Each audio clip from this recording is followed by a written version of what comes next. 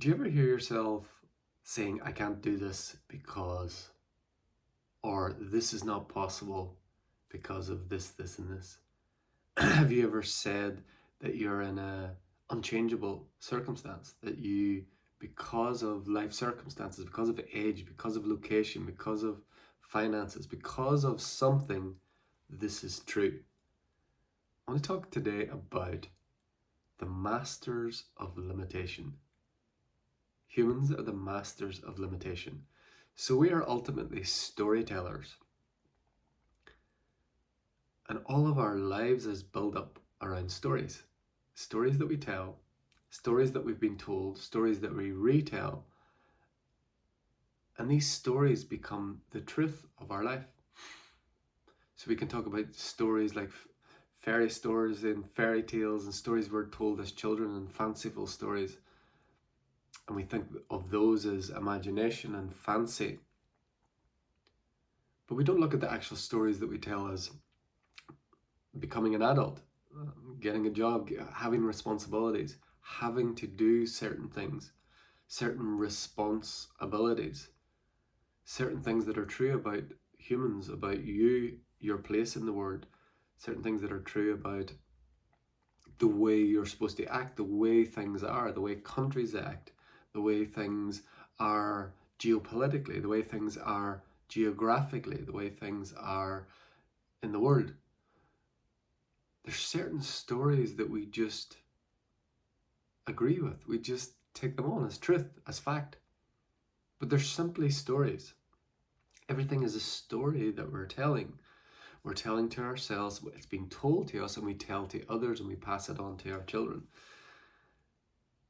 So we take it to the deepest level, like literally even the stories we tell about physical reality, about the solidity of physical reality, even in quantum science, it's shown that that's not true. But if we leave that aside, and let's just work more on the psychological stories and the psychological truth that are apparent facts, what you can and cannot do. If you've ever limited yourself in any way, it's a story that you're telling. If I can't do this because of this life circumstance, it's a story you're telling. Just think now for a moment of the stories that you tell of limitation. Humans are the masters of limitation. I can't do this because I'm this age. Is there someone else your age who has done that thing, is doing that thing, will do that thing? Yes. The most classic example that's always given in this type of thing was the 4-minute mile. And there was a guy whose name escapes me at the moment for some reason. It will come if it matters. But it was believed at a certain time, if you were to run a mile in under 4 minutes, you would combust, you would explode. It was impossible. And then this guy, whose name's still evading me, did it. And as soon as he did it, the story was changed, and then multiple people afterwards and continued afterwards to do it and actually exceed what he had done. But again, that's in a physical kind of competitive thing. So some people can just brush that aside. Oh, that's for special people. That's for people that are really athletic and all of this. But all of the stories that we tell, all of the things that all of the psychological limitations, all of the belief systems that we inherit, that we continue to cultivate, and that we hand on to others are stories. We are not limited in any way. Everything is a quantum potential that we bring into manifestation by our observation of it, and how we speak, think, act, feel about our reality will reflect that reality. And when people come up with different ideas and different stories, initially they're called crazy. There's something, the 4 stages of truth. I can't remember exactly what they are, but so initially someone that steps out of this story that is the commonly held belief, they're initially called crazy, they're called renegades, they're whatever it is. And then if they continue with that story and they prove it to themselves, and by proving to themselves, they give the opportunity of someone else proving to themselves, it becomes a fringe truth that's only for a few. And then when a few becomes the many, that fringe truth or that crazy idea becomes a commonly held belief. And then that belief just becomes a self-fulfilling prophecy. So we are not limited in any way, and all the psychological limitations that we've inherited or that we've grown or we've cultivated or we've created ourselves within ourselves are the limitations and the boundaries that we set in this game of life, but they are not set by anything outside of ourselves. We can continuously tell a new story. So I just invite you to think about something now in your life that you've told a story to yourself that you're limited by. I cannot do XYZ because of XYZ. And really look at it and say, is it actually, physically, literally true? Is it something that is a story in my mind? Is it something that I've just built up over time and made it concretized and really solidified as the truth? Or actually, could I just make a completely different decision today? You know, we say I'm limited by location or my job or my finances or my pets or my family. But are you really? People get up and leave every day. I'm not saying that's something that's good to do. People completely change, and it's seen as crazy. People completely shift their reality and do something completely out of the ordinary. Again, I'm not saying leave your family, abandon your pets, give up your job, throw away all your responsibilities. But the idea that you could and it is possible is the thing that we forget when we agree with the story of life being just the way it is because it's just the way it is. You could decide today to do something completely apparently crazy to your peer group or your reality, and you could do that. It's a possibility. Again, this is not to just like tear up the rule book of your whole life, but it's just to look at psychological limitations that we place upon ourselves that become self-fulfilling prophecies but are not actually true. They're just true to our sense of self that is derived from the story that we've been told, from the story that we inherit, from the ways in which we act, live, and see and be and feel. But they're not actually true. They're just stories that we continue to tell.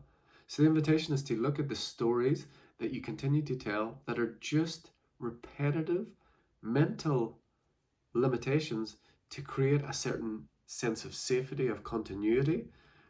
But when we look at them, are they actually serving us? Some will. The idea that this chair will hold me and this these walls hold up this roof in this house, it does serve. Again, if we went to the deepest reality, it's not actually true that this is solid and fixed. It's only a collective belief in the solidity of matter that allows us to experience it in that way. But that it does serve that I know I can walk across this floor and not fall through it, and that these walls won't collapse. But where have we built walls and floors and ceilings of psychological ideas that are limiting our life? I can't do this because I'm this age. I can't do this because I come from a long line of failures. I can't do this or that because of these circumstances that I've built up around in my life. And where can we challenge them? Where can we challenge those thoughts, those limitations, those ideas, those psychological limitations that are just stories that we're telling? They're just stories that we've been told and stories that we continue to tell. And because we are the masters of limitation, if we tell ourselves a continual story of limitation, it will become our manifest reality. It will become a self-fulfilling prophecy. It will prove itself continuously. And it's only those that tell a different story, like Roger Bannister. We come full circle. You see how the subconscious mind goes and gets things without doing. I didn't have to do anything, it just came. If it was relevant, because I didn't care if his name came or not. He told a different story. He didn't believe the story that if you ran a mile in under 4 minutes that you would explode or die or the physical body wasn't possible. He didn't believe that story. He went out and he proved it to himself. And as soon as he did that, he told a different story. He told a different story to the collective. And that story allowed one after the other to tell a different story. And that continues to be. So where are the psychological limitations and stories Where are you mastering limitation? Where am I mastering limitation? By continuing to tell a story that actually limits us and doesn't serve. Where can I begin to tell a different story, to radically shift my experience? I have to radically shift the stories that I tell myself and that I tell the world and I tell about the world. And how we speak and act and feel about the world is that self-fulfilling prophecy that continuously reflects that to ourselves.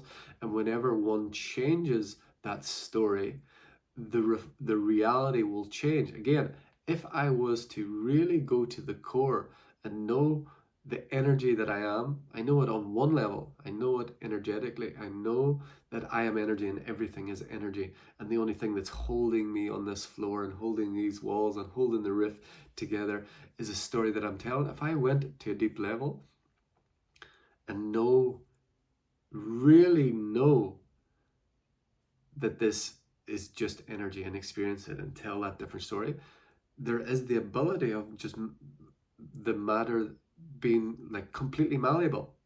11:11, exactly at 11:11, that you could let, there is nothing stopping us, only the story and the belief in solidity of matter, of going straight through a wall. But again, that's going to the deepest level. We don't need to go there to really, we can see it as a possibility, to then look at the more, what we would call mundane or more regular or more normal psychological limitations and ideas that seem to keep us limited. What stories do we tell ourselves at 11:44 that are limiting to us, that are not providing a structure, like a supportive structure, a creative structure, an ability to expand? Where are the limiting stories? And where can we be like Roger Bannister and others that have told different stories that just didn't believe the current narrative, that didn't believe it? They knew it was possible. They knew something new was possible, but they didn't know it in physicality until they went through the training, the challenge, the ridicule probably at stages, the being called crazy. They had to go through some stuff at 12:22. They had to go through some things that were challenging. I'm sure it wasn't easy for Roger Bannister to do that when everyone thought he was crazy. No one believed him. But what happened? He did it because he told a different story inside of himself, and then externally a different story manifested. So humans, being the masters of limitations, telling stories and tales that limit ourselves, just become this self-fulfilling prophecy. And everyone within the collective, not everyone, the majority within the collective go along with the prevailing stories, so not a lot changes. And why do you think we just continuously repeat stories? We repeat patterns. It's just because the majority of us continues to tell the same stories, like I do, you do, the collective does. But there are a few within us that come up with innovative ideas, that come up with new inventions, that come up with challenging the status quo, challenging what we thought was possible. And they are the pioneers. They are the ones that change things. They are the ones like Gandhi that says we can overcome the most powerful empire and army in the world by peace, by non-violence. They're the people like Immaculée Ilibagiza, who was part of and was affected and part of the Rwandan genocide. Her whole family was murdered. And she chose to forgive those who had killed her whole family, and she transformed a whole experience. Roger Bannister ran the mile in under a minute. People in history that have come up with a different idea, told a different story, have changed his story, have changed her story. They have shifted what the prevailing narrative of, for a few. It's not for everyone, still the majority will stay within those old stories. But those who choose to tell a new story, and those who take the courage to be able to be called crazy, to be called an outlier, to be called a liar, outlier, and outside the prevailing narrative at 1444, they are the ones that change their experience. And I'm going to go into another video this week how, and we've talked about it a lot, but it's so deep, is that everyone's in their own experience. And so whenever you change that story for you, you change it for you. You don't change it for anyone else. You don't change another's experience of you. You only change your experience of yourself, and that gets reflected in others. And then if another changes their reflection of self through the story that you're telling, they will change it for themselves. But it seems like we are in this shared reality where everything is the same, but all we're doing is looking at ourselves through the lens of the apparent others, and every individual unique part has a unique version of this, and everyone in the reality has a version of you that's seen through the filter of their eyes, and you have a version of everyone else, which is actually just yourself, seen through your own eyes, and none of those are the same. They're like facets of a diamond, facets of a crystal that are all uniquely different, all telling a different story.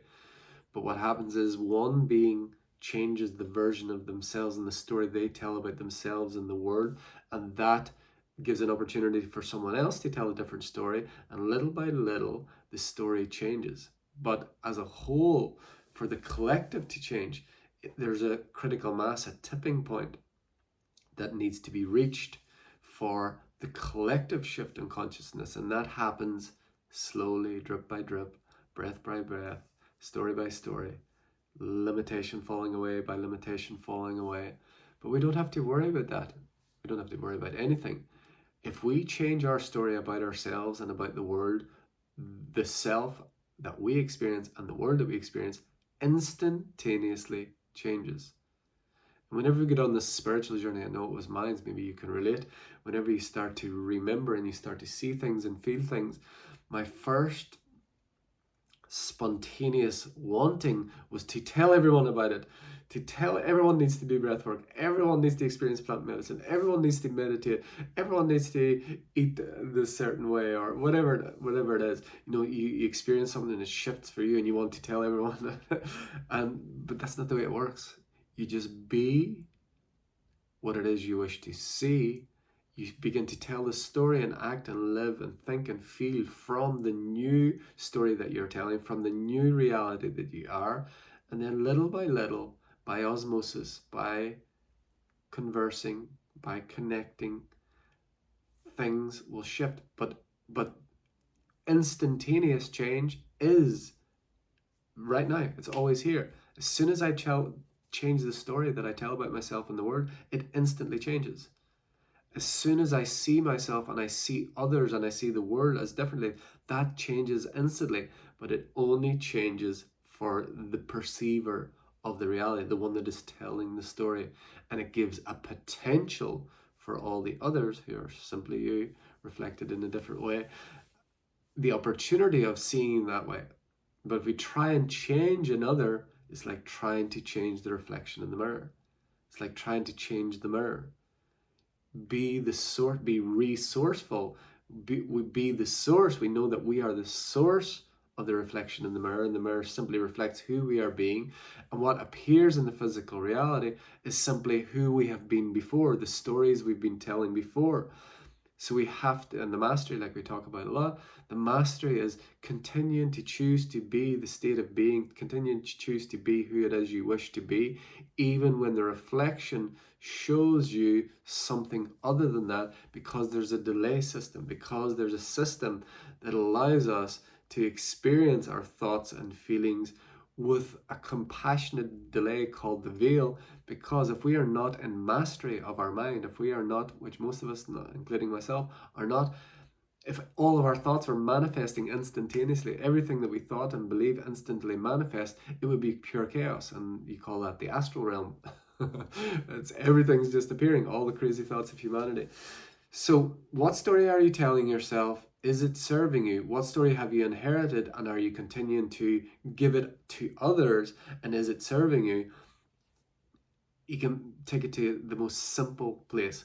What stories am I continuously telling that are psychological limitations that I'm mastering that no longer serve me? And what if I started to tell a different story like Roger Bannister? What if I told an absolutely radical different story like Gandhi? What if I did the unimaginable like Immaculate Ilibagiza and forgive someone who murdered her whole family and just transformed the whole reality? What if I told a different story? What if we became masters of a new story, the masters of becoming a new version of self that is not bound by the past, that is not bound by the stories or limitations that we've been given, but begins to tell a new story. And little by little, bit by bit, breath by breath, step by step, the new story begins to serve. We no longer need to be the masters of limitation. We can be the masters of innovation. We can be the masters of becoming a new version of human. But it starts and ends with self. That is all. Until next time, from my heart to yours, the divine in me sees, loves, and honors the divine in you. Namaste. We